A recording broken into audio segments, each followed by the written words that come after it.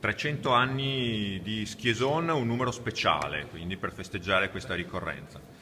Abbiamo deciso, essendo i 300 anni dello Schieson che ha compiuto, di festeggiare la ricorrenza facendo un'edizione speciale soltanto per quest'anno. Attenderemo poi in futuro i 400 anni che sicuramente nessuno di noi arriverà, oppure ci auguriamo che qualcuno ce la faccia, visto che ormai i tempi della pensione si stanno allungando, è facile che anche noi riusciamo ad arrivare a questa veneranda età. Presidente, 3 secoli di storia, ma questa pubblicazione mantiene ancora una sua attualità, vi viene richiesta e va in tutto il mondo. Lo Schieson va in tutto il mondo e ci viene richiesto specialmente dai nostri emigrati, che sono nell'America Latina e quindi Argentina,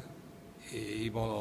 tra l'altro Brasile, in tutta l'America ci viene richiesta, e anche e soprattutto nel nord Italia, dalla parte di milanese, Novara, dove abbiamo i nostri immigrati che continuano ad essere legati alla nostra terra, ed è un segnale importantissimo di questo legame con la nostra provincia. Naturalmente devo ringraziare tutti gli editori del passato, perché 300 anni, pur avendo i capelli bianchi, certamente non li ho. Quindi va un ringraziamento in modo particolare agli ultimi editori che sono stati presenti, che hanno portato continuità a questo importante almanacco lunario e reso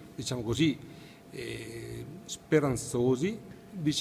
chi lo leggeva. Sapendo anche aggiornarsi, perché anche lo Schieson, naturalmente la pubblicazione classica è su carta, ma poi sfrutta anche le nuove tecnologie. Lo Schieson si è aggiornato proprio sfruttando le tecnologie, per cui è in Facebook, in cui gli amici si collegano giorno dopo giorno e leggono le novità o quello che c'è, della giornata, del tempo, delle varie cose, e fanno i commenti e dialogano tra di loro. Per cui è diventato non soltanto un aspetto cartaceo, ma un aspetto anche informatico e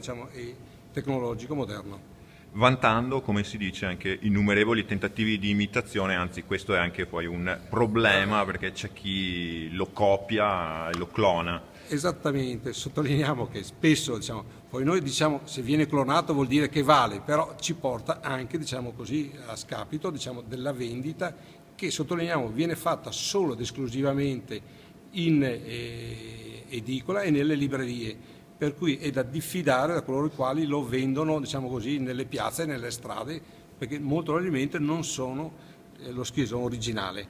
il quale ha una caratteristica particolare con un tipo di carta particolare, e che vale la pena di osservarlo attentamente prima di acquistarlo, e costa soltanto 2 euro.